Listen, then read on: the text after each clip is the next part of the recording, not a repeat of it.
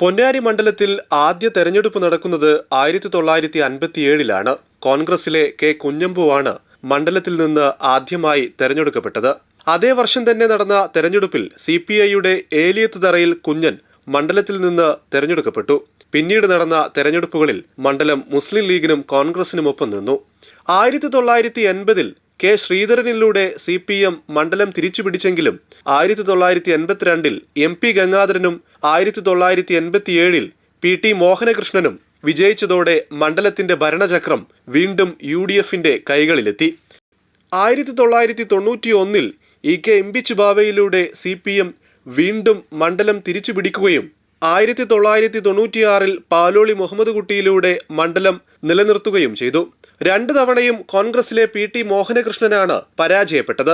10 വർഷത്തെ ഇടതു തേരോട്ടത്തിന് 2001-ൽ കോൺഗ്രസിലെ MP Gangadharan തടയിട്ടു. CPMലെ TK ഹംസയെയാണ് MP Gangadharan പരാജയപ്പെടുത്തിയത്.